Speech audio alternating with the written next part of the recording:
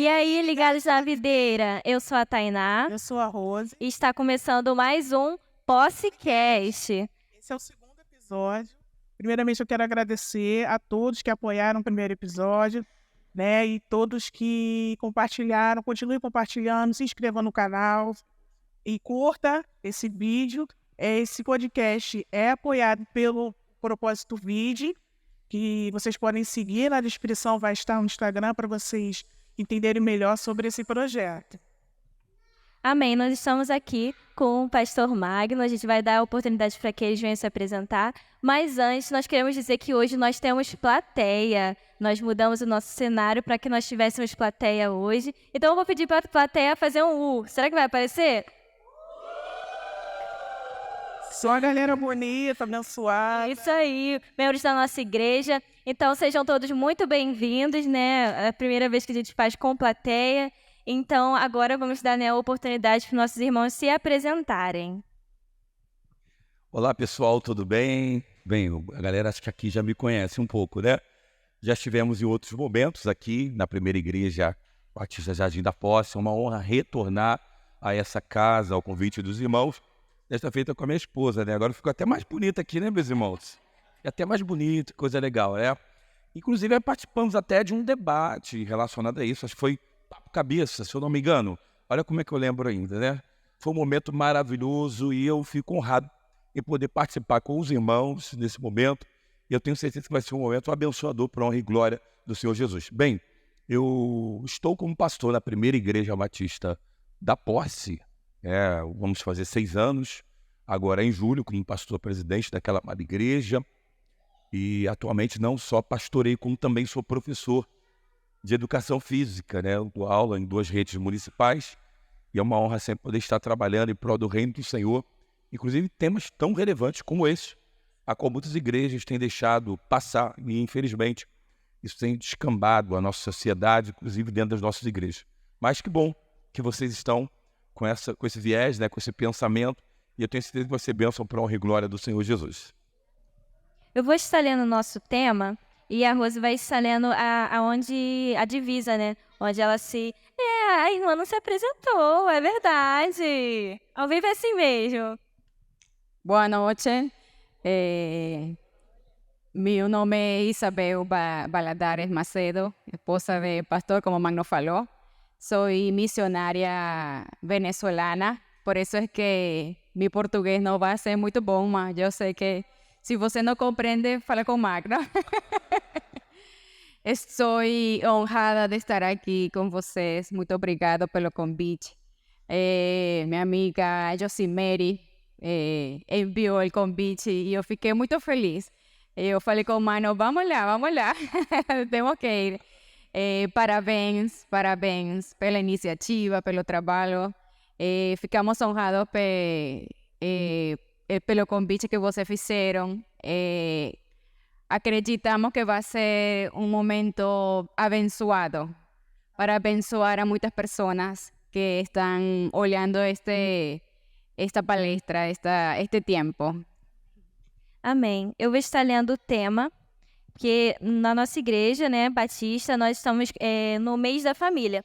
Então, nada melhor do que nós retratarmos, né, do tema sobre família. E o nosso tema, o nosso tema, né, ele é Construindo um Lar Cristão. E o texto bíblico se encontra em 1 Timóteo 5,8, que diz: se alguém não cuida dos seus parentes, especialmente dos da sua própria família, negou a fé e é pior que um descrente. E aí, como uma pergunta introdutória, nós temos: compartilhe um pouco sobre a jornada de vocês na construção de um lar cristão e como a fé tem sido um elemento central no relacionamento dos senhores. Legal. Tema bom, né? Tema bom para a gente poder discutir. Texto muito conhecido do apóstolo Paulo. Construir um lar cristão, muitas vezes a gente acha fácil, mas não é uma coisa fácil. Precisa, primeiramente, muita oração. Eu acho que a oração é principal na vida de um crente. Porque a oração, você está falando com Deus. Você não está pedindo opinião às pessoas. Você está pedindo opinião unicamente a Deus. E Deus, por si só, ele responde.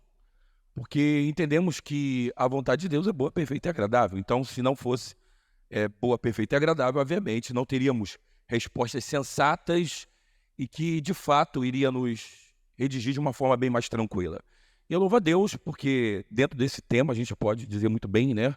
Dentro do nosso relacionamento, quando eu conheci a Isabel, eu conheci a Isabel lá na terra dela. Imagina, um congresso onde você vai, convidado para pregar, lá na ilha de Margarita, Caribe venezuelano, né? Peguei um voo para Lima, no Peru, outro voo de Lima, no Peru, para Caracas, de Caracas um voo para dentro do Mar do Caribe. Aí chego lá no congresso, participei legal, e um monte de mulheres lá, né? Solteiro. Quando eu olho para essa menina assim, eu falei, a mais bonita do congresso. Aí me deu um tocaço, né? Com uma verdadeira gíria carioca, né? Um tocaço. Mas Deus sabe o tempo certo, né? Depois de 10 anos que nós fomos nos reencontrar e através de muita oração. Anteriormente, ela estava trabalhando no projeto missionário, pastoreando. E ali Deus confirmou de forma não só visível, mas como também audível. Porque Deus também fala através das pessoas. E nós precisamos entender isso também. Às vezes nós deixamos de ouvir a voz do Senhor através de um homem ou de uma mulher de Deus, a qual Deus usa, porque se Deus usou os profetas da época, Deus também nos usa para que possamos redigir palavras bem inteligíveis e assim ajudar a vida das pessoas. E graças a Deus, né, estamos aí. Louvado seja Deus pela vida da minha esposa. E a oração tem sido o ponto-chave desse nosso relacionamento, onde a gente tem sempre pedido direcionamento ao Senhor para que o Senhor possa dar segundo os seus princípios.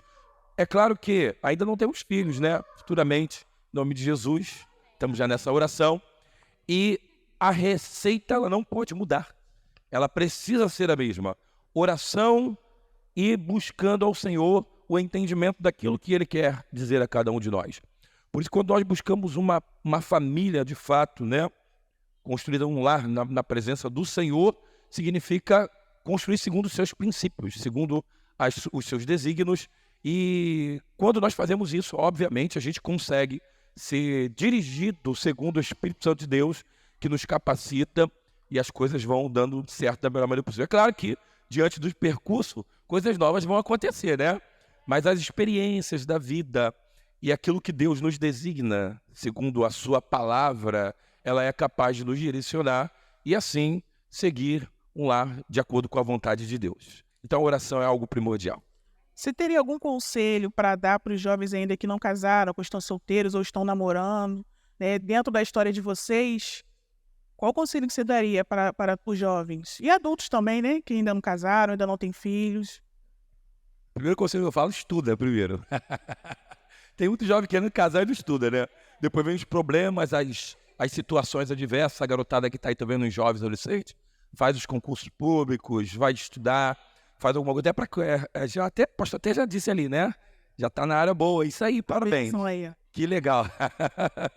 Então, a primeira coisa é essa, estuda, procura trabalhar, né, para construir, primeiro, a sua dependência financeira, porque eu digo, Deus vai prover. Não, Deus provê, mas você precisa se preparar também, tá? Então, com isso, as coisas vão acontecendo. Há um texto muito interessante lá em Salmos 119, versículo 9, diz: como purificará o jovem o seu caminho? Aí ele responde, observando de acordo com a palavra. Então, só a palavra de Deus ela é capaz para direcionar o relacionamento. Inclusive, já para fazer um merchandising aqui, aproveitar, né? Já estão aqui na rede internacional aqui, ó. 40 razões para casar virgem. Eu tenho o meu, hein? Até o dela ali, ó, viu? Que legal. Então, desculpa, onde você pode adquirir o livro? Claro. Por exemplo, você pode adquirir ele mandando uma mensagem para mim, né, através do meu Instagram, ou você pode também mandar um e-mail. É um pouco antigo, mas eu sou a moda antiga ainda, né? Vai ficar aí na descrição aí, quem quiser adquirir o livro. Tá. Por exemplo, se você, no meu Instagram é @magnosmacedo25. @magnosmacedo25. Agora, se você quiser comprar pelo e-mail, você vai ir para o magnosmacedo27 gmail.com. Magno S. Macedo 27 @gmail.com. Aqui, a esposa já está ajudando aqui já, né? Estava querendo mostrar, ela está atrapalhando aqui, né? Então, o jovem, quando começar um relacionamento, a primeira coisa que ele tem que fazer é estudar. Segundo, se relacionar com uma pessoa de Deus. A Bíblia nos demonstra muito bem, lá em 1 Coríntios capítulo 6, a partir do versículo 14, no versículo 15, que o jugo desigual é algo muito discrepante em meio ao reino. É como se fosse luz e trevas. As coisas não se combinam. Só para poder entender um pouquinho, você que é jovem ou adolescente e quer começar um relacionamento, eu vou começar um relacionamento com uma pessoa que não é da igreja. Pergunta a um irmão que o esposo ou a esposa não é evangélico. Você vai perguntar para ela o que ela passa. Talvez o cara é até bom, a menina é boa também, né? A esposa boa. Mas a questão de servir ao Senhor, estar junto e receber palavras de acordo com o que a palavra de Deus nos designa, você não vai receber porque é uma pessoa que não tem o cumprimento da palavra do Senhor. Então, primeiro, estudar. Segundo, a oração que traz justamente a pessoa correta. Terceiro, uma pessoa que seja da igreja. E se você é adolescente ou jovem, não vai pela cabeça do outro. Pergunte seus pais, pergunte o pastor. O pastor tem capacidade para isso. É engraçado que eu vejo, e eu vou aproveitar que estamos aqui nesse podcast, né? Podcast, né? Que legal, né? Já tem até um direito autoral diferente, né? Esse podcast, que quando você está com um problema neuronal, você vai no neurologista, você vai no psiquiatra, você vai no psicólogo. Quando você está com problema de coração, você vai no cardiologista. E quando você tem algum problema relacionado ao relacionamento, você vai no axiologia. O axiologia não vai resolver o teu problema, mas o teu pastor, o teu pai, vai poder te direcionar da melhor maneira possível. Muitas vezes nós erramos porque nós não buscamos os direcionamentos corretos. Então, eu acho que existe um passo a passo para o relacionamento, para o início do namoro, e esse só pode ser através dessas sequências, todas elas baseadas na palavra do Senhor. Amém. Eu quero agregar algo com respeito a esses temas de como fazer um relacionamento, como construir um lar cristão, ¿verdad? Los jóvenes que están solteros, que ainda están olhando para ese futuro casamiento. Eu tenho uma experiência particular, além do que Magno falou, que é se guardar para esse esposo ou a esposa também, porque se fala muito de que a mulher se tem que guardar em santidade, em cuidado, em apartar-se para o homem, pero não se fala de que o homem também se tem que se guardar para isso. ¿Están compreendendo? Então, eu tenho um testemunho assim corto. Quando eu tinha 15 anos de idade, eu casei de 38 e eu fiz um compromisso com Deus. Eu falei com Deus e eu recebi uma palestra de se guardar até o casamento. E eu fiz um compromisso com Deus escrito e guardei minha Bíblia. E o compromisso falava de que eu me vou guardar até meu casamento en pureza, en santidad, y ninguém va a tocar mi cuerpo sino mi esposo, mi único esposo, no el primero, el único. Y Dios me dio esa oportunidad de cumplir. No es que yo cumplí porque quis, no, Dios me dio esa oportunidad de cumplir. El Espíritu Santo me ayudó, yo siempre oraba, yo siempre oleaba, crecí con esa visión de até o casamento. Y Dios me dio esa bendición y las personas que yo conocía, la en Venezuela, que estaban perto de mí, falaban de las bendiciones dentro del casamiento cuando uno de los dos se guarda para el Señor. Y yo falaba, eso es mentira. Y ahora yo puedo falar con propiedad que es una bendición. Es una bendición. Es Dios enviando una bendición especial para el casamiento que espera, que aguarda en el Senhor. Amém. Ou seja, ela viveu o livro mesmo, né? Viu, pessoal? Ao contrário aí, né? Aqui. Então, isso é muito importante. Muitas das vezes as pessoas têm umas certas expectativas sobre a vida, como foi dito, estudos, trabalho. Como a gente pode equilibrar essas expectativas culturais da atualidade com os ensinamentos bíblicos para construir um lar cristão? Repete, por favor. Então, como a gente pode equilibrar as expectativas culturais modernas com os ensinamentos bíblicos para construir um lar cristão? É importante entender que antes da modernidade a Bíblia já existia. Então, assim, a nossa primeira respaldo, a regra de fé e prática é a palavra do Senhor.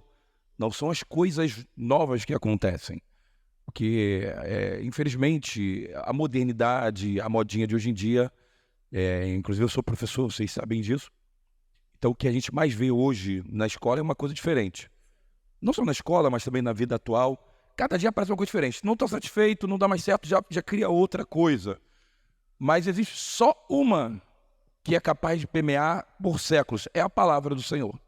Porque a palavra do Senhor ela não volta vazia. Então, o jovem ele precisa equilibrar essas questões. E hoje em dia, até partindo para esse lado de modernidade, das coisas atuais, o jovem hoje tem dado muito ênfase ao seu futuro, às outras coisas, mas esquece que a Bíblia nos diz que buscai primeiro o reino de Deus e a vossa justiça, e as demais coisas vos serão acrescentadas. Eu costumo dizer, por onde eu passo, eu fiz educação física, né? Fiz lá Castelo Branco. Foi uma época que eu estudei bastante, né? Eu falei, vou fazer uma faculdade. Tá difícil, mas vou fazer, gratuita. Aí, estudei um pouquinho, não fui bem em quase nada, né? Aí, quase nada, eu falei, caramba, agora eu vou estudar a beça. Aí, fiquei 1 ano estudando direto. Aí, passei no Enem, passei na UERJ, passei na Rural, passei tudo em 1 ano só. Aí, escolhi o Enem, porque dava acesso a Castelo Branco, que era uma faculdade de ponta, né, até hoje, em termos de educação física.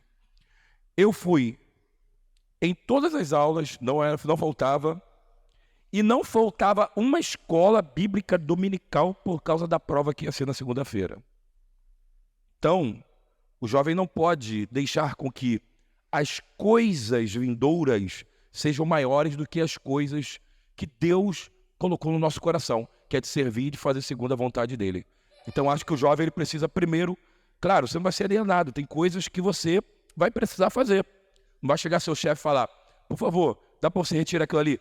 Senhor Jeová, por favor, me dá um direcionamento. Se eu tiro ou não tiro. Você vai ser demitido, né? Então, então tem casos e casos, mas tem coisas que você precisa sim colocar de acordo com a vontade de Deus. Haja vista, você pode perceber, eu gosto de levar tudo para o lado da Bíblia, né? Daniel capítulo 1. Daniel, Ananias, Misael, Azarias, os camaradas, eles foram retirados de Judá, né, para viver com Nabucodonosor, né, lá na terra dele, lá na terra dos caldeus. E ali qual era o trabalho que eles tinham que ter? Protocolo real.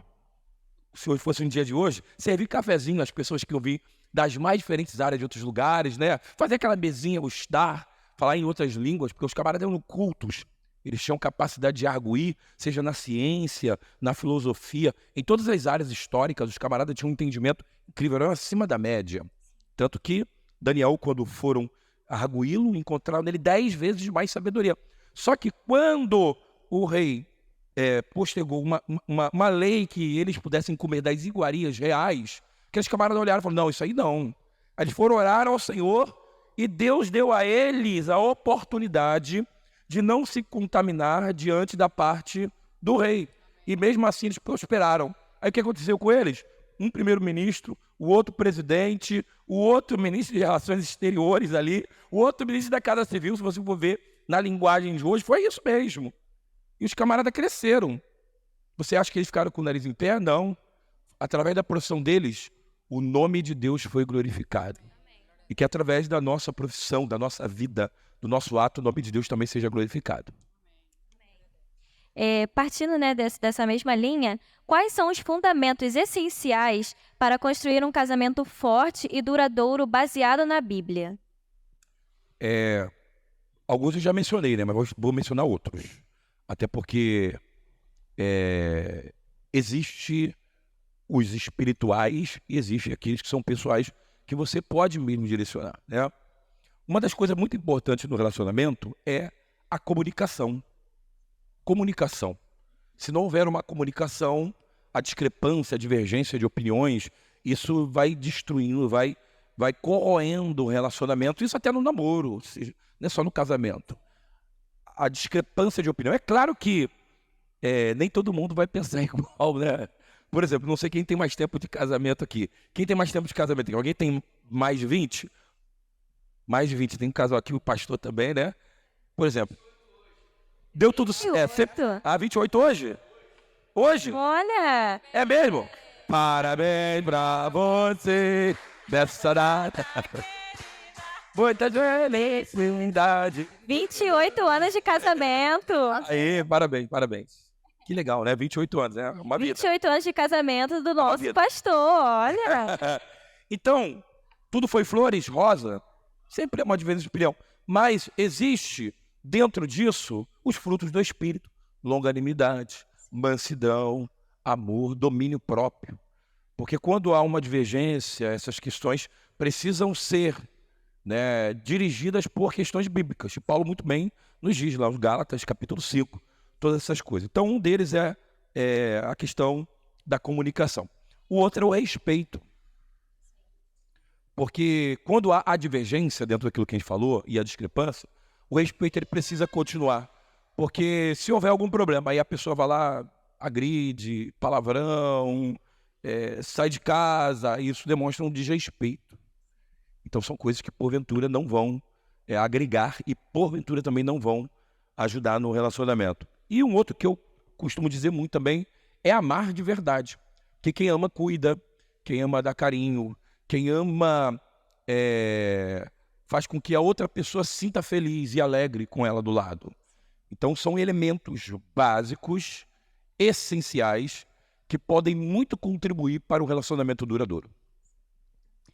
Yo quería, além do que Magno estaba falando, el mismo Jesús, cuando nos enseñó, cuando lavó los pies de los discípulos, él faló del servicio, quiso enseñar a los discípulos y até agora nos aprendemos de ese acto de amor, de ese acto de servicio.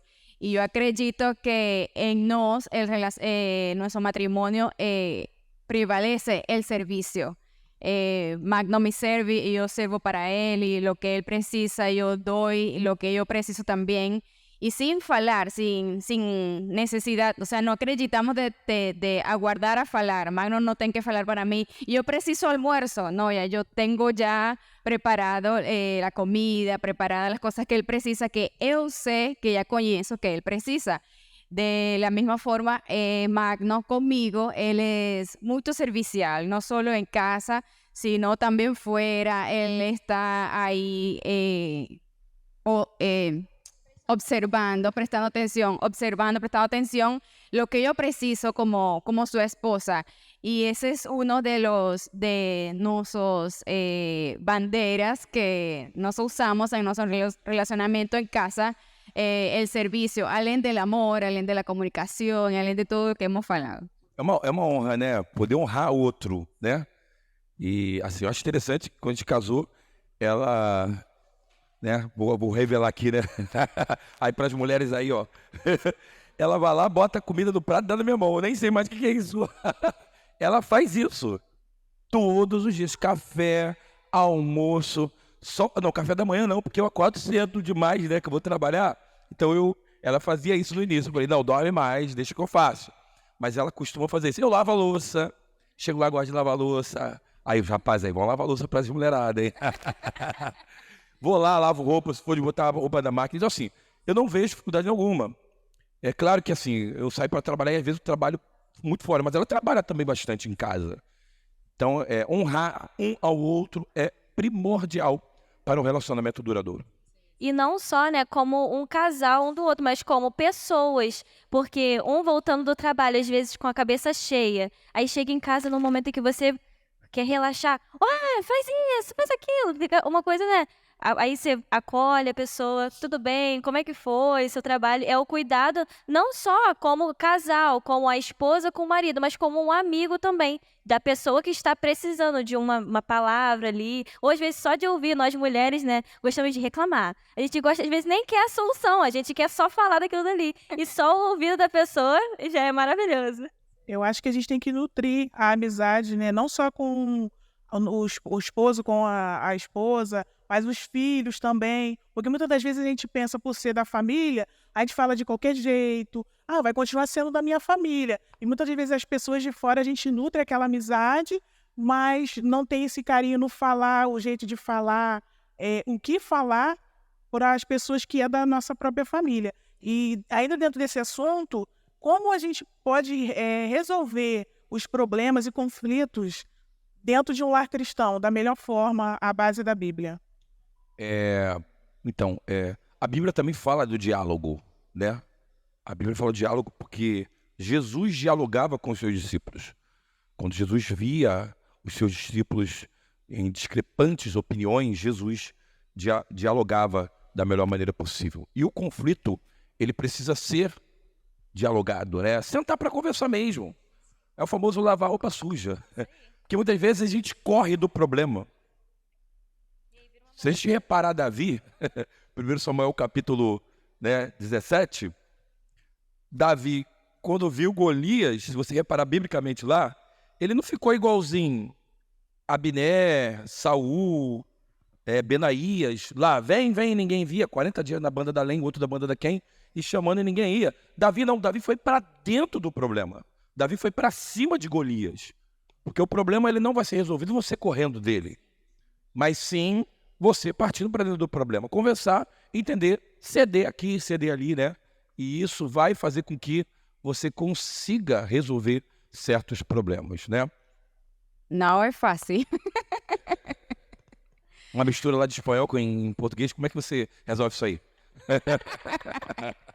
Ainda bem que Deus fala várias línguas, né? Então ele entende. El Leo. primer año, los primeros meses de casamiento no fue fácil. Porque além que somos diferentes, homem y mujer, tenemos esa diferencia y gloria a Dios porque Dios fez el casamento así, homem y mujer, y es perfecto. No mujer con mujer, ni hombre con hombre, no, así no. Es desse jeito como Deus falou, Deus criou a família desse jeito. Além de todas essas diferenças que temos como indivíduos, pessoas naturales, temos também outra língua. Eu falo espanhol, Magno fala português. Quando Magno briga em português. Quando eu brigo, eu brigo em espanhol para que ele não compreenda.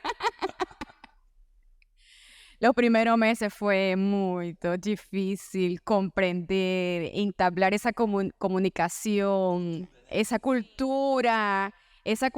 Ejemplo, eso que él faló, que yo sirvo la comida en el plato y doy en su mano, esa es una cultura venezolana. Aquí no, aquí sirven en la mesa y todo el mundo pega su comida, ¿entiendes? Aí, rapazes, casam com venezuelanas, hein?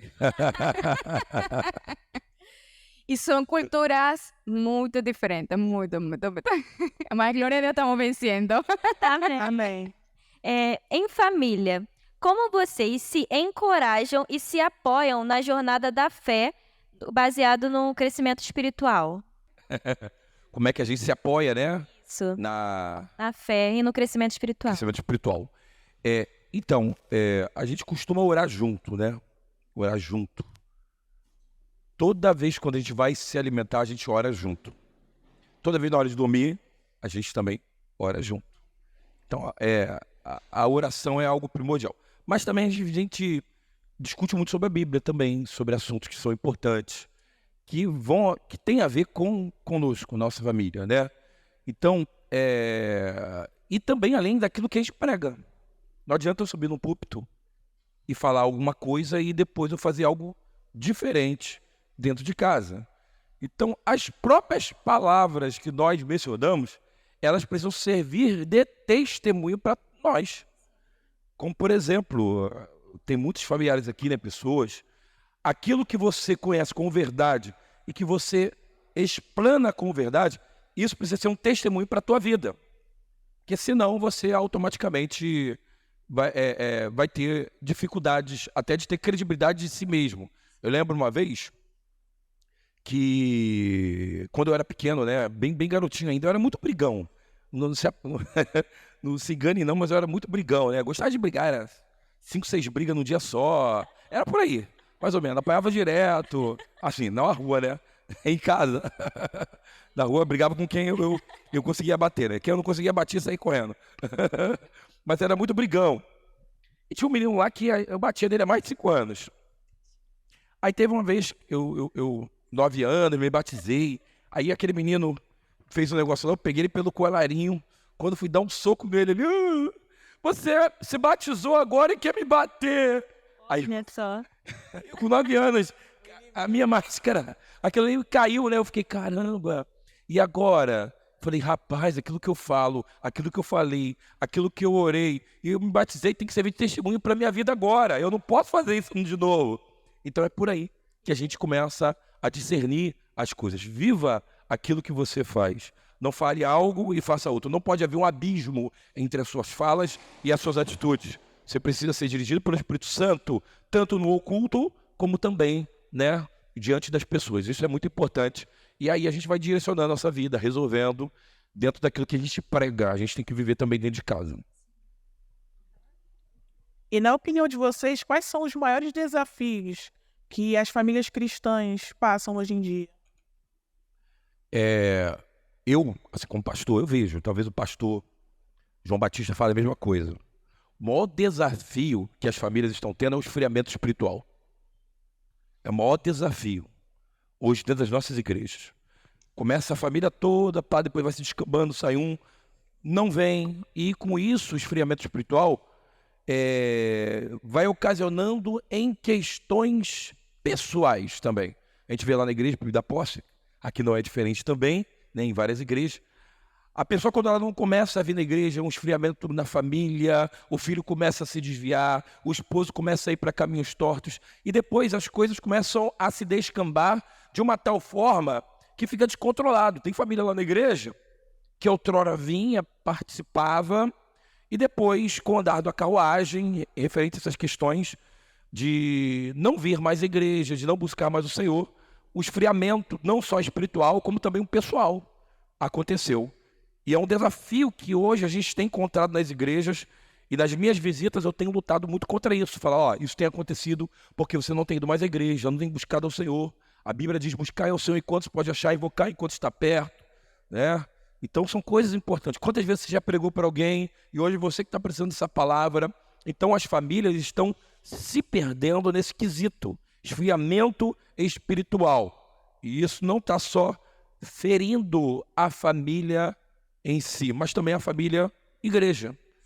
A gente tem tido muita dificuldade, o corpo, a igreja, né? Um falta, depois tudo vem, aí depois a gente começa a ter um problema nessa área. Algo que era muito forte na igreja, você vê que a igreja é a família. Quando há esse esfriamento, um não vem ou não participa, isso causa uma dificuldade dentro da igreja. Então, é ideal que haja esse aquecer do Espírito Santo e isso se renove a cada manhã. É um dos problemas que a família atual tem vivido. Yo acho que también, além disso, otro de los desafíos que enfrenta un lar cristão es que a mulher quiere ser hombre y el hombre quiere ser mujer dentro del lar. O sea, las responsabilidades que la mujer tiene en el hogar, no la quiere ser de hombre y el hombre vira la responsabilidad de la mujer. No sé si está correcto, también comprendiendo eso. Entonces, eso vira un caos espiritual, emocional, dentro de casa. Vira ruim, como dicen aquí en portugués, vira ruim. Y los filhos quieren hacer muchas cosas que no están dentro de la palabra. Y cuando no ponemos en práctica el orden espiritual dentro de un casamiento, es decir, Dios, Cristo, después ven el esposo, después la esposa y después los hijos. Ese es el orden. Cuando viramos, trocamos ese orden, de verdad que fica muito mal para o lugar cristão. Agora vamos chegar no momento, e chegamos no momento, de abrirmos, né, as perguntas. E a gente já recebeu algumas aqui. Eu vou estar lendo, e aí vocês respondam. Se o casamento não está mais feliz, já não vivem mais como casal, só moram juntos, já fizeram de tudo e não estão vivendo de uma forma feliz, é permitido se divorciar? Eu vou dizer biblicamente, né? E também a gente pode perceber hoje dentro da lei. A Bíblia ela demonstra algumas coisas sobre a questão do divórcio, né? Questão da traição.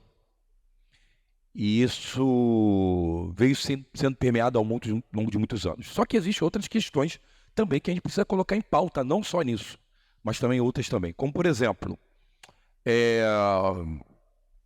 o esposo e a esposa. O outro comete um crime, o esposo comete um crime de pornografia.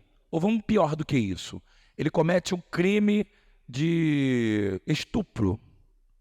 Será que uma mulher deve continuar com esse homem? A gente vê que seria dificultoso, né? Até porque ele acaba de cometer um crime contra a sociedade e, ao mesmo tempo, também como um crime contra ela, porque o relacionamento é entre dois, não é três. Nesse caso, quando você fala sobre um esfriamento conjugal, como você está dizendo aí, eu acho que a terapia precisa entrar nesse lado. Porque muitas das vezes a gente espiritualiza tudo. E a terapia precisa também desbloquear certas questões da vida.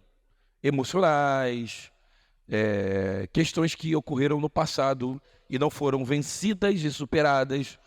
Então, a terapia psicológica, psiquiatra vai determinar isso, vai ajudar de uma forma muito importante. E depois entra a palavra de Deus, que não vem como complemento, não. Ela vem como uma libertação de entendimento, de que deva haver um perdão, entre outras coisas tais. Mas existem casos que acontecem como esse, e a pessoa se divorcia. Então, assim, infelizmente isso ocorre, mas o que a igreja precisa fazer nesse momento é orar, né? Pedir esse oramento a Deus. A gente não pode julgar casamento de ninguém. Nunca julgue casamento, relacionamento das pessoas, porque quando você julga o casamento de alguém, o relacionamento de alguém, alguém vai julgar o seu filho depois, o seu neto. Aí você vai ficar chateado e triste porque o seu filho ou o seu neto foi julgado, mas você julgou um monte de gente dentro da igreja. Então a gente nunca deve julgar, né? E isso aí não está longe não, tá? Isso acontece direto nas igrejas. E existem muitos casamentos mentirosos. Mentirosos, eu vejo, tenho trabalhado com essa questão, muitos casamentos frios, mentirosos, estão ali sorrindo, tá tudo muito bem, só foto, mas né, atrás dos bastidores as coisas estão ruins. Mas assim, eu não aconselharia. Claro que é uma coisa pessoal de cada um. Só você sabe o que ocorre dentro da sua casa. Ninguém sabe o que ocorre na sua casa, só você sabe. Mas o direcionamento eu como pastor daria de nunca a pessoa buscar o divórcio. Sempre buscar uma alternativa, né? Que possa ajudar o seu relacionamento, o seu casamento, que é um pastor, que é um terapeuta, que é um psicólogo, para que possa alcançar áreas da vida, da sua mente, que você talvez não consiga por questões do orgulho. Que o orgulho é algo realmente destruidor na vida de um casal. A gente recebeu outra pergunta aqui. Como saber quem é a pessoa certa? Quando eu olhei assim, Jeová, essa é a pessoa certa. Quando eu olhei, não é? Não. Me deu um tocaço, rapaz.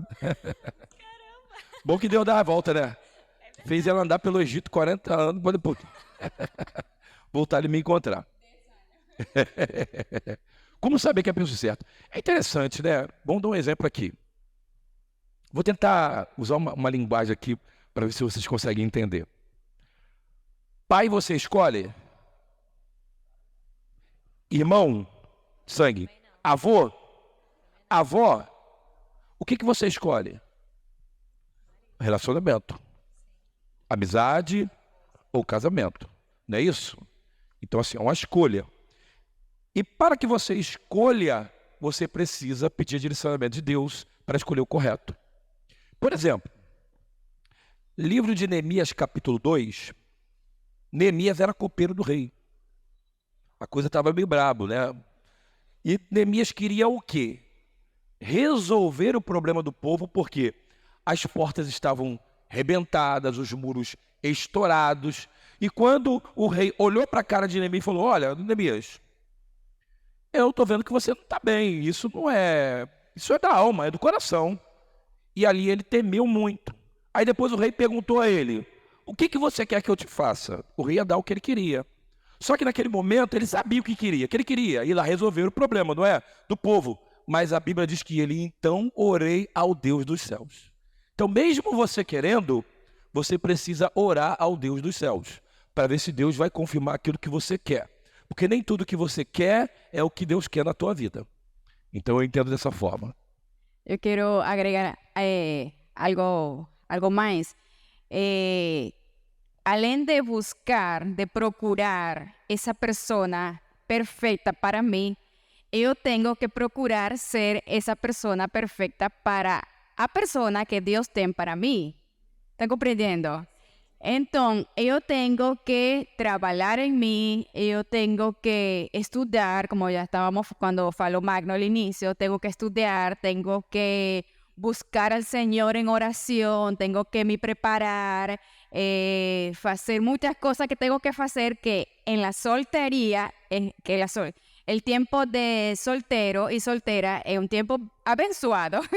Yo fui feliz y abençoada en mi tiempo de soltería. Trabajé para el Señor, me formé en la universidad, fiz muchas cosas, viajé, yo viví mis solterías. Claro, tengo un momento en que cuando llegaron 35 años, ¿qué pasó aquí, Señor?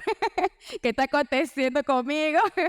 Y ya llegó ese momento de entre aspas, preocupación, pero fue Dios que estaba trabajando en mi vida. Y yo falaría desse jeito, me preocupar por mí, por preparar mi vida para recibir la bendición de ese casamiento. Y além disso, también pedir al Señor direccionamiento. Dios va a falar. ¿Quién conoce los corazones? Deus. Eu falei com Deus: Senhor, eu não conheço Magno. Você conhece Magno. Fala para mim se Magno é meu esposo. Deus falou ou não falou? Deus falou, Deus dio a resposta. Pero precisamos nós ter esse relacionamento íntimo com o Senhor, de pai e filho e pai. Antes de achar a pessoa certa, ser a pessoa certa, né? Com certeza. Agora, uma outra pergunta também, feita pelos irmãos. Por que a mulher tem que ser submissa ao homem? Essa pergunta é ela que responde. Polêmica. Se eu falar machismo... Polêmica. Deixa ela falar. Quer água? Tá exemplificando, será? Ficar só de camarote aqui hoje. A Bíblia fala, né? A Bíblia fala de... Eu lembro de esse texto especificamente em espanhol. Não sei como se traduz em português, mas é algo assim. Sostén para mim o microfone, por favor. Aqui, amor, aqui. Algo assim. Quando está este braço erguido, este es la representación del esposo en casa. Y esta es la representación de la mujer en casa. Entonces, cuando el apóstol Pablo está hablando de submisión, en español es sujetarse, que es preencher, agarrar. Entonces, yo falo de esta forma, yo veo de esta forma que es donde va el esposo, va la esposa. Entonces, la mujer no hace nada sola aparte, sino que siempre va preenchida, sujeta. En español se dice sujeta, que está sujeta al esposo, sujeta. Y donde el esposo va, ella va también. Entonces, el Señor, el apóstol Pablo dice que debemos sujetarnos, estar sumisos a nuestros esposos en el Señor. Dice en el Señor. Eso quiere decir que yo tengo que sujetarme a Él con sabiduría. y él tiene que sujetarse a Dios, ser sumiso a Dios. Y lo que dice la palabra de Dios, sujetarse tiene, falando en la práctica, ya es otra cosa. Porque cuando estamos en ese momento de sumisión y queremos hacer nuestro jeito a nuestra manera, la cosa fica mais complicada, né? Para las mujeres.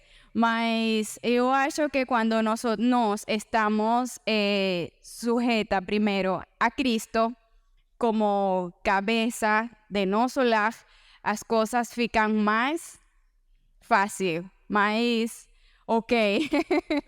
Então, quando temos a palavra de Deus e voy a poner un ejemplo, yo quiero hacer algo y falo con Magno, vamos a hacer esto, Magno fala conmigo, a palabra dice, de ese jeito, vamos a hacer. Entonces, tenemos un acuerdo y siempre Magno cuando va a hacer alguna cosa, él fala conmigo, vamos a hacer esto, y yo falo con él, está ok, estamos de acuerdo. Y cuando no estamos de acuerdo, las cosas fican un poquito más que difícil, mas no es imposible la sumisión, porque si tenemos la sabiduría y tenemos el Espíritu Santo con nosotras, lo podemos hacer de la manera mejor para Deus. E até para agregar, submissão significa estar sobre a mesma missão. Então, às vezes, as pessoas acham que é se humilhar, e não é nada disso, é estar sobre a mesma missão com seu marido. E o mesmo texto fala que o homem deve amar a esposa assim como Cristo amou a igreja. Então, isso é muito interessante. Então, ambos precisam fazer a sua parte, né? E a gente louva a Deus porque tem muitas pessoas que têm essa mentalidade, né? De seguir segundo o princípio da palavra. Fizeram outra pergunta aqui. Como resolver a situação quando um dos cônjuges não cumpre seu papel e deixa o outro sobrecarregado? Exemplo, quando o homem não se impõe como chefe de família. Agora eu acho que o Magno tem que responder. É o que ela acabou de dizer há pouco tempo, né? Quando um faz a parte do outro, isso acaba dando errado, né? Por exemplo, a gente vê hoje a dificuldade do jovem se encontrar em si, né? Seja homem ou mulher, seja o que for. A gente vê hoje grandes dificuldades relacionadas a essa área. Quando a mãe quer fazer o papel do pai em querer, não, você tem que fazer dessa forma. E muitas vezes o pai precisa dar instruções sobre questões de rua, sobre questões de outras áreas de relacionamento, enfim. E muitas das vezes, por exemplo, na época, eu sou da década de 80, né? Quem me dava muita instrução era meu pai. Meu pai me dava mais instrução do que a minha mãe. A minha mãe, ela coordenava aquele momento ali da casa, a alimentação. Meu pai era mais de ensinar coisas da vida, da gente poder ser dessa forma. Então, assim, a gente cresceu com esse pensamento. Ficaria muito estranho se meu pai, vou te ensinar aqui a lavar a louça, você tem que lavar a roupa aqui, e não sei o que. E minha mãe, tem que ir pra rua, a gente tem que trabalhar. Então, são coisas que muitas das vezes deixaram de ser feitas e por isso a sociedade está no que está hoje em dia, né? Então, claro, não querendo generalizar outras questões, mas é de suma importância quando isso acontece. Por exemplo, a gente vê hoje os meninos, quando vão numa partida de futebol, quem está lá é a mãe, o pai nem vai. Hoje na escola, eu estava lá na escola, tinha lá pelo menos de responsáveis, tinha mais ou menos 80. Sendo que dos 80, 74, 75 eram as mulheres. E os homens não participam desse momento também.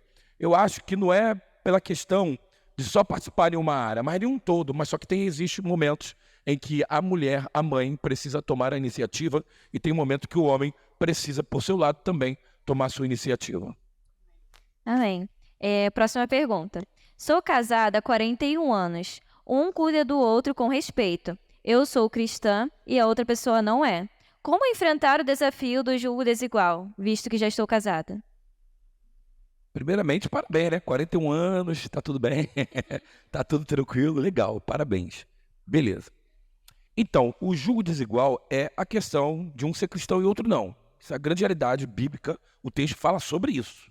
1 Coríntios, ele não fala coisa diferente.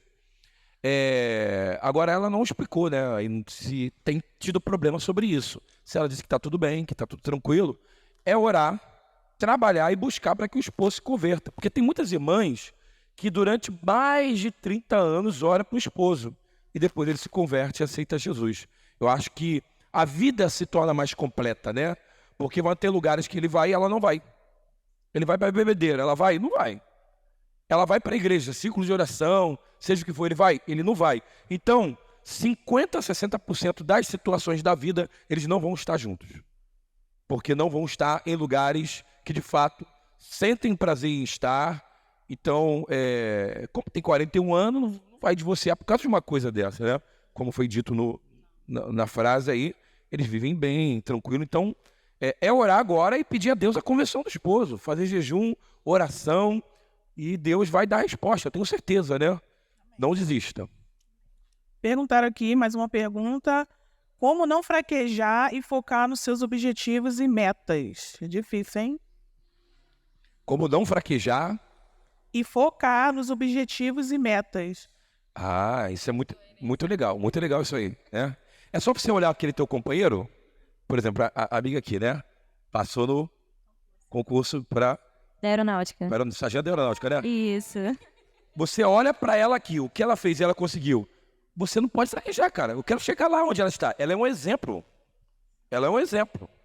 Então é olhar os exemplos e seguir da minha forma. Hoje, graças a Deus, também eu sou concursado. Eu tenho 2 matrículas como professor, né, de cargo público. Né? Eu sou concursado em São João de Meriti, como professor de educação física, e em Mangaratiba. Eu dou minhas aulas, vou lá, volto, tranquilo. Então, assim, eu passo a ser um exemplo para um aluno, para alguma pessoa. Então, para que você não fraqueje dentro das suas limitações e da sua mesquinhez, né, de estudo, de mentalidade, olha para essas pessoas e fala, poxa, fulano conseguiu, eu vou conseguir também. Olha para esses exemplos bons, o que ela vai conseguir conquistar, para onde ela vai viajar, né? Oswald Ferrier, Copenhagen, Estocolmo, Dubai, Paris, Escuta, Nova York, Senhor. outros lugares. Você pode chegar também, né? Vou estudar, que eu quero ser também alguém na vida. Beleza, vou comprar uma Ferrari. Aí tu não pode morar na posse, né? Não vão te roubar porque o ladrão não vai nem querer roubar uma Ferrari. Rapaz, como é que eu vou vender isso aqui? Como é que eu vou vender esse negócio aqui, né? Mas vai quebrar teu carro todinho. Mas, uma brincadeira à parte, olhar o exemplo dos outros. Pô, fulano chegou, eu vou chegar também, cara. Porque ele é melhor do que eu em alguma coisa. Então, foque no seu objetivo, siga em frente, que eu tenho certeza que você vai conseguir. Só para terminar aqui rapidinho, eu fui no negócio de embaixador do rei, foi na segunda de Comendo Soares, na época. Aí, eu tinha uns 18 anos. E tinha um menino que ele tinha uns 8 anos. Aí ele falava, vem aqui todos os embaixadores aqui na frente, que a gente vai fazer perguntas e respostas, você vai ganhar um chocolate, quem ganhar. Aí perguntaram pro menino, por que trânsito é acentuado? Aí o cara, porque é a sílaba mais forte. Aí falou pequenininho, por que trânsito é acentuado? Aí ele, porque toda palavra pro paroxítono é acentuada. Eu falei, caramba, se o cara me pergunta, eu ia ficar sem graça, eu não sabia. Aí naquela noite eu fui para casa, estudei toda a regra de acentuação, não esqueci até hoje, né? Graças a Deus. Até hoje eu não esqueci, porque eu estudei mesmo. Então, são exemplos como estes que ajudam. Na pregação também, eu não pregava. E eu vi o pessoal pregando, falou, tem que pregar. Aí eu falei, a próxima vez que alguém me convidar, eu vou pregar. Aí teve uma irmã que falou assim, ei, você é o presidente da Juventude de Nova Iguaçu. O pessoal lembra aqui quando eu era, né? Você prega? Eu prego. Pregava nada, rapaz. Pregava nada. Aí me convidou para pregar, chegou lá, eu terminei igual o Vara Verde, né? Dor de barriga, fui no banheiro às 5 vezes. A gente agora tá mais ou menos... Mas fica tranquilo. Aí, me deram a palavra lá, eu preguei, foram 3 almas que se converteram ao Senhor. E nunca mais parei de pregar, e graças a Deus, aonde me convida. Aí já fui na África, já fui na Venezuela, já preguei em Lima, no Peru, até lugares fora do Brasil. Estou dizendo assim, lugares longes, onde Deus me levou. Não é para minha glória, é para que através da minha vida o nome de Deus seja glorificado. E que eu seja também um exemplo para outras pessoas, porque Deus se utiliza de nós para sermos exemplos e alavancar a vida de outras pessoas também. Amém. Outra pergunta. Estou há 3 anos em um relacionamento. As coisas começaram a fluir no meio do ano passado e a gente tem muito respeito, admiração e amor. Mas a minha namorada não sabe nada sobre a Bíblia e Jesus, mas estou ensinando a ela, e ela está gostando e quer caminhar comigo na igreja. O que você sugere para ajudar mais a gente? Admiro muito vocês como casal. Tudo de bom. É o namoro evangelístico, né? Obrigado, Bela. Está fazendo discipulado primeiro. Bem, se beijar na boca fosse método de evangelismo, a pessoa está evangelizando indireto, né? Então, beijar na boca não é método de evangelismo. Bem, eu quando palestrava desse livro direto, né, uma época até áurea da santidade, né, que a gente falava sobre esse tema, eu era mestre de terminar namoro das pessoas. Me amarrava em terminar um namoro, um relacionamento. Porque é melhor terminar o namoro agora do que depois o pastor ter que ficar, o seu pai, todo mundo correndo, o filho ali no meio do caminho. Então é melhor terminar o namoro do que essas coisas. Mas esse lado já é diferente, né? A menina está se interessando, está buscando. E quais são os métodos? Vir na escola bíblica dominical. Ela tem que vir na escola dominical, participar da classe de novos crentes, vai conhecer a palavra e vai se batizar. Não tem método diferente. Nós somos batistas, e batistas denominacionais, nós entendemos que a pessoa que quer um método de conhecimento, ela vai vir na escola dominical. Vai ter professores capacitados para poder instruir segundo a palavra. E quando a pessoa estiver dentro daqueles padrões certos já de dias, de participação e de conhecimento, ela vai ser batizada e vai continuar conhecendo. Vou dizer uma coisa, se tu acha que vai ter que conhecer tudo para vir ser cristão, então eu era para estar no mundo ainda, porque eu não conheço quase nada. Estou aprendendo. E o dia que você achar que sabe tudo, está na hora de morrer já. Então Paulo mesmo diz que a sabedoria, as coisas que ele tinha, era como se fosse esterco. E olha que o camarada era versátil, ciência, teologia, filosofia, antropologia. O camarada era douto em várias ciências. Ele discutia em diversas línguas, aramaico, grego, hebraico. O cara tinha um discernimento incrível, arguía das mais diferentes formas. Então, mesmo assim, se achavam nada. Imagina eu. Então, a pessoa precisa vir e vai conhecendo cada dia mais a palavra do Senhor. Fizeram outra pergunta. Depois de passar por um divórcio, posso me casar novamente? Então, a Bíblia fala sobre a questão de divórcio. Por exemplo, traição. A pessoa te deixou. A pessoa que te deixa, obviamente, a Bíblia dá uma amarrada nela, né? Se você pediu divórcio, você não pode casar mais. Mas a outra pessoa que não quis isso, ela vai ficar presa àquela outra? Não, eu acho que ela pode casar sim novamente. Eu não vejo nenhuma dificuldade a respeito disso. Entendeu? Então a pessoa que é deixada, é melhor ela casar novamente do que ela viver numa vida pecaminosa. Porque só quem vive sabe aonde o calo aperta. Entendeu? Eu divorciou a menina de 20 anos, o cara divorciou com ela. Não, tu não pode casar mais. Vai viver uma vida errada aí a vida inteira? E quem fala que não pode, vai ser o primeiro a tacar a língua falando, viu, tá com outro. Então, assim, é melhor casar do que abrasar, como o apóstolo Paulo diz. Próxima pergunta. Já foi. Meu marido me irrita muito e eu bato nele. Como me controlar? Eu irrito muito a Isabel também, mas ela não me bate não. Tá? Quer responder? Mas a gente gosta de irritar a esposa, né? Irritar um pouquinho. Isso. Muita ira, irmã. Muita ira, muita ira. A Bíblia fala que, não sei se é a mesma tradução, airados, mas não pequéis. Iréis, mas no pequéis. Isso, en español es airados, pero no pequéis. A ira es una emoción, como la tristeza, como la alegría, como todo eso es parte del ser humano. Mas el Señor fala en su palabra que no tenemos dominio propio y tenemos que tener esa sabiduría para saber controlar a ira, saber controlar y no batir, coitado el esposo.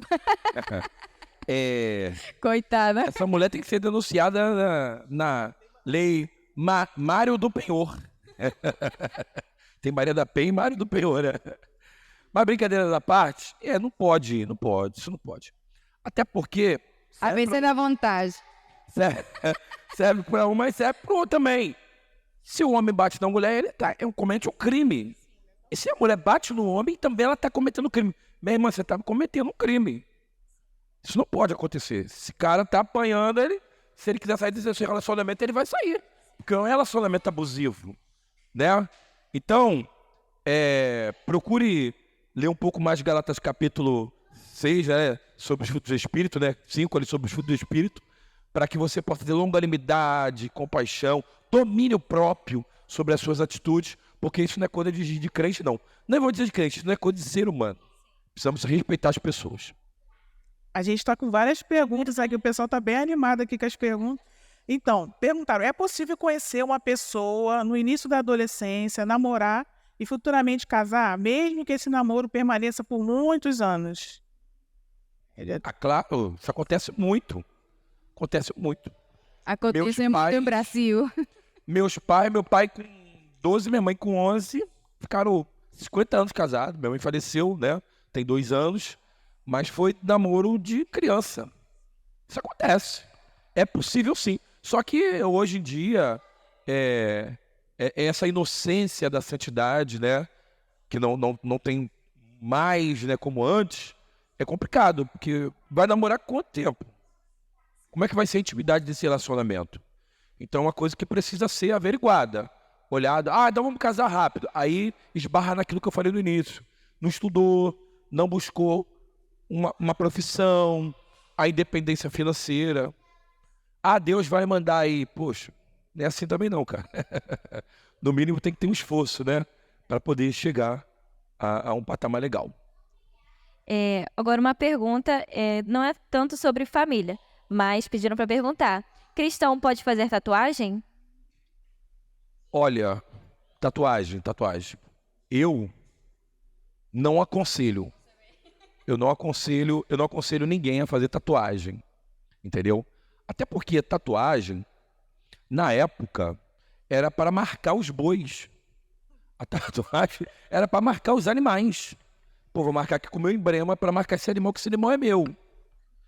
Só que o nosso corpo é templo do Espírito Santo. A Bíblia fala sobre isso, né? Paulo diz isso em Coríntios. Que o meu corpo é templo do Espírito Santo. É igual o camarada disse uma vez, não sei se foi o Steve Robin, que falou que se você tiver uma Ferrari, você vai botar um adesivo nela, fica feio, né? Então, eu não faria e não aconselho ninguém a fazer. Mas tem membro de igreja que faz. É ele com Deus. Eu não vou lá e, você vai ter desligado. Eu não faço isso. Já tive essas crises no início do ministério, hoje eu não faço. Mas eu instruo a pessoa quando vem me perguntar. Quando ela vem perguntar, eu vou lá ver, eles já estão com o braço todo lambrecado, já com pescoço, já quer imitar sei quem. Eu olho, dou aquela risada, né? Mas o que a pessoa precisa ter, de fato, é a vida com Deus. Vida com Deus. Eu acho que nada disso vai diferir a tua vida espiritual se você, de fato, não ter um encontro com o Senhor. Então, assim, eu não aconselho ninguém a fazer tatuagem por tais questões. Aí vem série de coisas que isso aí dá pano pra manga, discussão teológica. Porque tatuagem é do diabo, um monte de coisa. Eu não vou por esse lado. Eu só vou pelo lado de que, poxa, eu acho que não é legal pra você. Ficaria muito bom você. Porque na época a tatuagem era muito pessoa discriminada. Que botava tatuagem, o cara é vagabundo, o cara é um. Hoje não, sou no normal. Eu não faria isso, né? Tatuagem do pai que morreu, da mãe. Isso não é legal. Você, como se estivesse venerando um morto, como se fosse um santo para você, uma imagem de escultura. Então isso se torna até pecado, né? Então assim, eu não aconselharia e ninguém ouvir isso da minha boca, que a pessoa tem que fazer. Eu sempre digo, se eu fosse você, eu não faria, mas a última palavra é sempre da pessoa, né? A pessoa que namora há 3 anos complementou aqui dizendo, como eu disse sobre o meu relacionamento de 3 anos, tem algo que eu quero perguntar. Eu ensinei a minha gatinha a orar e também alguma coisa sobre a Bíblia. O que posso ajudar mais ela? Sou um pouco tímido, mas nos amamos muito e já tivemos respostas de Deus sobre o nosso relacionamento que está fluindo. Já dei a resposta, vem para a escola biblical. vem para a escola dominical. Porque a nossa igreja batista não é projeto Cristo em casa. Ela vai receber a palavra em casa. Você tem que receber a palavra, vir aqui é um lugar de estudo, você põe em prática lá fora. Então, assim, se quer que o cônjuge, futuro cônjuge, que no caso é relacionamento de namoro, tenha base bíblica, até porque ele mesmo diz que é tímido, vem para cá, porque os professores aqui certamente não são tímidos, não. Vão falar a verdade da palavra, da salvação. Não tem outra, não tem que ficar inventando coisa aqui. Fala isso. Vem para cá, vem para a igreja e ouve aqui que Deus vai fazer mudança. Próxima. Namoro uma pessoa cristã, mas ela está desanimada e não está vindo para a igreja mais. Não sei o que fazer agora. Opa, já vem aqui meus... Como eu sou bom de terminar namoro. Se já está assim no namoro, meu irmão, avalia. Faça avaliação. A gente ouviu, né, um camarada dizendo que o pastor disse, quer namorar com um camarada legal, vê se ele é dizimista da igreja. Se ele é dizimista da igreja. Porque se ele é dizimista, ele é fiel a Deus. Se ele é fiel a Deus, vai ser você também. Interessante, né? Eu fiquei pasmo com essa sabedoria desse pastor. Fiquei pasmo. Uma coisa, nunca vi isso, nunca ouvi. Então, assim, estuda bem, não casa porque eu... É igual brinco, né? Porque eu amo ele, amo ela é o que tem dentro da galinha, cara. Então para com esse negócio. Amar não significa você aceitar coisas que não condiz com os seus princípios. Como é que você vai ter... no caso, é a menina ou o menino, na verdade? Eu sou cristão, então é um menino. É o menino, né? O menino que tá frio. Não, a menina que tá fria. Isso. Então, como é que ela vai fazer o ensinamento com os filhos, as filhas ali, se ela não tem uma firmeza doutrinária espiritual? Sai fora, cara. Você é até redundante. Sai fora. Usa até a linguagem, né? Fora dos padrões de culto, né? Sai fora. Se não mudar, sai fora, cara. Pede orientação a Deus. Isso, observando las preguntas, a maioria são desse mesmo nível, tá? De jugo desigual. E falar de isso é muito delicado, até porque cuando la persona soltera que está así en ese agite, que casa rápido, procura cualquier jeito para enamorar a una persona, seja cristã ou não seja cristã. Então, muitas vezes nós ouve os consejos dos pastores, dos líderes, do que estamos respondendo agora. E isso é muito delicado, porque el joven o la joven que não é cristã quer procurar aquela menina ou aquele menino que sí es cristão, porque quer virar a ele para o mundo, para fazer muitas coisas. Então, muitas vezes acontece que aquela persona chega à igreja não por Cristo, sino por la persona que eu gosto. Então, isso é muito delicado. Tem que ter muita oração, muito olho bíblico. A última pergunta, a gente vai fechar agora as perguntas. Preocupação, zelo, cuidado com a família. Gostaria que o pastor e sua esposa comentassem sobre o exemplo de Jó 1:5. Preocupação, zelo e cuidado. Você vê que Jó, né, capítulo 1 de Jó, ele fala sobre a calamidade que Jó teve com seus filhos, né? Sobre a física, primeiro foi a calamidade espiritual e segundo a calamidade física. A gente percebe isso. Jó, embora soubesse que os filhos dele estavam afastados da presença do Senhor, ele nunca deixou de jejuar e orar. Então, o ponto-chave aí de Jó, né, que vocês estão falando aí, e até já preguei sobre esse capítulo 1 e capítulo 2 de Jó, é justamente a perseverança. Você não desistir. Quando você chega e fala assim, Senhor, esse menino está entregue aí, o Senhor que resolve. Ou seja, não é porque está deixando, quer entregar na mão de Deus para Deus, não. É porque desistiu. Deus também quer o nosso esforço, a nossa luta. Oração, busca, palavra. Então, Jó capítulo 1 todo, não só o versículo 5, mostra que a preocupação de Jó era um compromisso com Deus e com a família.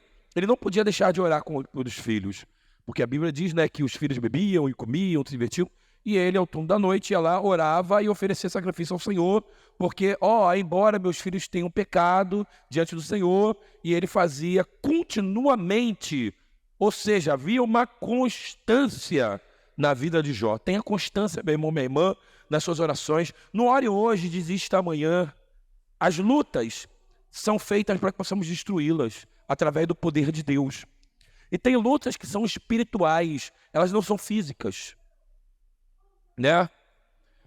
E, infelizmente, muitas das vezes, a gente acha que vai lutar, mas a luta não está no âmbito físico, ela está no âmbito espiritual.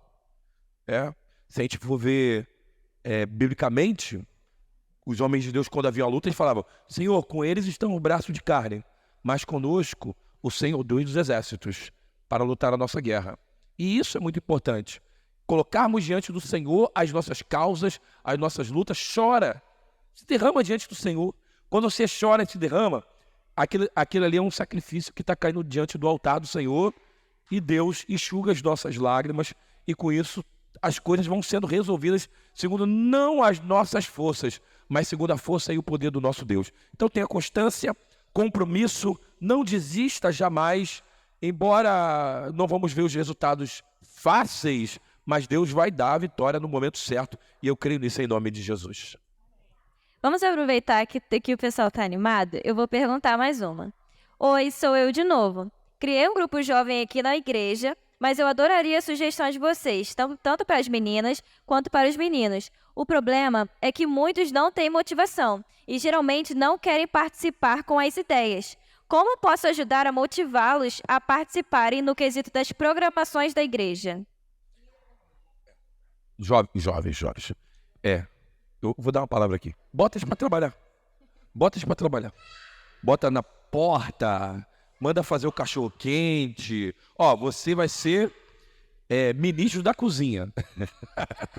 Bota para cozinha. Olha, o pregador, quando tiver recebendo a palavra, você vai levar a água para ele. Bota para trabalhar. Rapidinho o cara começa a se animar, começa a estar no meio. Jesus, quando estava lá no templo, juntamente com os doutores, discutindo, e ali havia o homem da mão mirrada que não podia entrar, né?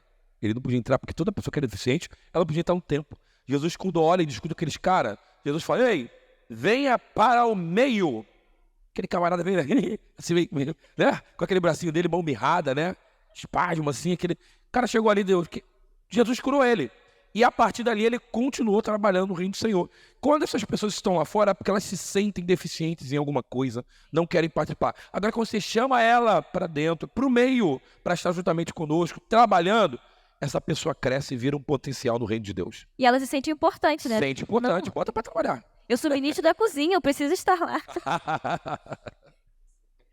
Nós vamos estar finalizando. Caso os irmãos tenham mais alguma pergunta, eu peço que já mande para que nós venhamos encerrar, tá bom? Tem uma última pergunta aqui que diz o seguinte: Sempre a última, né? Pode mandar, eu tenho tempo todo, eu tô tranquilo. qual é o impacto necessário da igreja na construção de um lar cristão saudável? Agora é para a igreja. O impacto da igreja na construção de um lar saudável. Olha, as igrejas pouco falam sobre família. A ênfase de família está sendo mais no mês de maio. Eu acho que se as igrejas... lá na igreja a gente tinha um pastor e uma pastora de família, né? Eu chamei para trabalhar com a gente, ficaram 2 anos lá. Inclusive até mandar um abraço para o pastor Emerson, pastora Meire, né? Hoje eles são pastores lá na igreja em Vila Guimarães, né? Pastor presidente lá, graças a Deus. Fomos lá, demos posse a eles, fui o pregador, se entraram bem, saíram bem. E ali a gente pôde trabalhar família o ano todo. Eu acho que a igreja não tem que trabalhar apenas maio. Trabalha o ano todo. Os métodos estão aí. Não são novos. São os antigos que fazem efeito. Na época, quando eu me decidi, foi aquele hino 259. Ao findar o labor desta vida. Não precisava cantar aquelas músicas, né? Vai chover. Não, eram os métodos antigos. Temos que voltar ao primeiro amor, para que haja uma mudança espiritual. A gente não precisa de atrativo na igreja. A gente precisa de Jesus para que as pessoas se convertam. E a família precisa ser trabalhada Jesus de janeiro a janeiro. Não adianta trabalhar só maio não, porque vamos ter famílias enfermas e a igreja precisa ter esse trabalho. Lá na igreja a gente está trabalhando um culto por mês da família. E sempre quando há alguma dificuldade, eu me ponho à disposição. Falo, irmãos, olha, eu estou agora como líder de família, eu e minha esposa, né? E a gente sempre está indo ajudando muita gente. E temos ajudado muita gente. E isso é muito importante. Então a igreja tem que trabalhar o ano todo. Y abarcar, dentro de ese trabajo, abarcar a toda la familia en geral. Porque familia no es só mãe, pai, filhos. Familia dentro da igreja tem mulheres que están viúvas, divorciadas. También tem jovens que sus pais no son cristãos. Y así pues tiene de todo. Na igreja tem de todo. Y hacer ese trabajo y tiene que acolher a toda la igreja, a todas las familias en geral. Agora a gente finalizou mesmo com as perguntas, tá, gente? Agora a gente fechou, porque é muita pergunta boa, mas agora a gente tem que fechar. A última que perguntar não tem a ver com família, mas também é muito importante, porque o cristão precisa jejuar. Como falou de Jó, a família também inclui isso também. Jejuar. Ayuno. Esse foi. Então, Tradução ao vivo. Jesus ele orou e Jesus ele jejuou. Né? Se você for lá no livro de Mateus, capítulo 3, 4, mostra Jesus orando e jejuando. A oração é falar com Deus. E o que é o jejum? Renunciar àquilo que já atrapalha de chegar até Deus. Isso é o jejum. Por exemplo, aos amantes de futebol aí, a galera que gosta de ver o futebol, e agora a televisora, né, a poderosa aí que gosta de botar futebol, eles estão botando a hora do jogo do culto, né? Pra gente não ver no culto, né? Você deixa de ir lá, de ver, e vem para a igreja. Isso é um jejum. Você está matando aquilo que está te destruindo de chegar até a graça do Senhor. Não adianta você orar sem você deixar aquilo. O jejum ele pode ser feito de várias formas. Mas jejum é só isso? Não, também é sacrifício. Um jejum também é um sacrifício. Por exemplo, eu fiz um jejum uma vez de 11 dias sem comer carne, rapaz, sem comer carne, sem beber suco e refrigerante. Eu só como se eu beber um suco ou alguma coisinha. Então eu fiz, rapaz, e às vezes eu esqueci. Aí quando eu ia no restaurante comer, aquele churrascão, né, aquele peixe, né, viciado em peixe, salmão, aí não comia. Eu amo salmão. Não podia comer. Mas foi algo que eu falei, não, eu vou deixar aquilo ali, porque aquilo ali não é mais forte do que eu. A única coisa que eu não posso jejuar é de orar e de fazer a palavra do Senhor. Então o jejum é você fazer um sacrifício ou você renunciar àquilo que te atrapalha de chegar diante de Deus. Fazer jejum é meu. Eu gosto muito de fazer jejum. Ayuno es en español. Antes de estar casada, yo hacía los primeros 3 días del año para entregar a Dios todo el año. Soltera es una cosa, pero casada es otra cosa. Ya hacía ya 2 años que llegué a Brasil y no estaba haciendo jejum así directo como yo hacía antes. Amor, me está me atrapalhando. Começou a briga.